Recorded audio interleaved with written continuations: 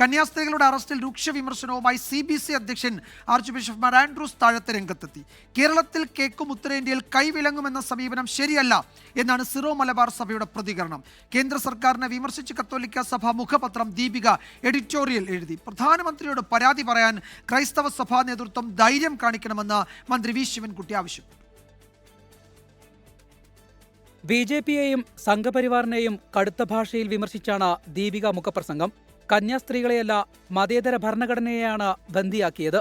രാജ്യം ഭരിക്കുന്ന BJPയുടെ ആശീർവാദത്തോടെയാണ് എല്ലാം നടക്കുന്നതെന്നും ദീപിക വിമർശിക്കുന്നു. വർഗീയവാദികളുടെ കങ്കാരു കോടതികൾ തെരുവിൽ വിചാരണ നടത്തുന്നു. ന്യൂനപക്ഷങ്ങൾ കേരളത്തിലൊഴിച്ച് ബാക്കി എല്ലായിടത്തും അരക്ഷിതരാണ്. BJPയുടെ വാക്കും പ്രവൃത്തിയും തമ്മിൽ പൊരുത്തക്കേടെന്ന് കേരള ഘടകത്തെ ഓർമ്മിപ്പിക്കുന്നുവെന്നും ദീപിക. പിന്നാലെ സഭാ നേതൃത്വത്തെ വിമർശിച്ച് മന്ത്രി വി ശിവൻകുട്ടി. ദീപികയിൽ എഡിറ്റോറിയൽ എഴുതിയിട്ട് മാത്രം അരമനയിൽ മാത്രം കയറി ഒതുങ്ങി ഇരുന്ന് പ്രാർത്ഥിച്ച പ്രശ്നത്തിന്റെ പരിഹാരം കാണുമോ? അല്പം വൈകിയെങ്കിലും ശക്തമായ പ്രതിഷേധമാണ് സഭാ നേതൃത്വങ്ങൾ ഉയർത്തുന്നത്. അപലപനീയമാണ്. ഛത്തീസ്ഗഡ് ഗവൺമെന്റും കേന്ദ്ര ഗവൺമെന്റും അടിയന്തരമായി ഇക്കാര്യങ്ങൾ ഇടപെടണം, നീതിയുക്തമായി പ്രവർത്തിക്കണമെന്ന് ഞങ്ങൾ ആവശ്യപ്പെടുകയാണ്.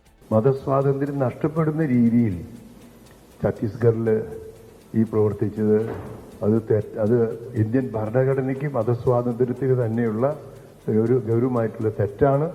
ഇതിനിടെ സഭാ നേതൃത്വത്തിനെതിരെ വിമർശനവുമായി ഓർത്തഡോക്സ് സഭ തൃശൂർ ഭദ്രാസനാധിപൻ.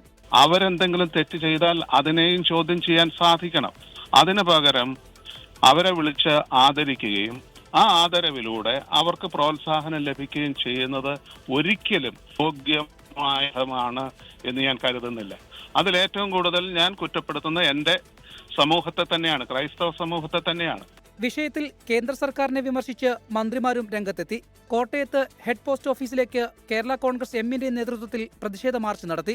കടുത്ത അതൃപ്തിയാണ് ഈ വിഷയത്തിൽ സഭാ നേതൃത്വത്തിനുള്ളത്.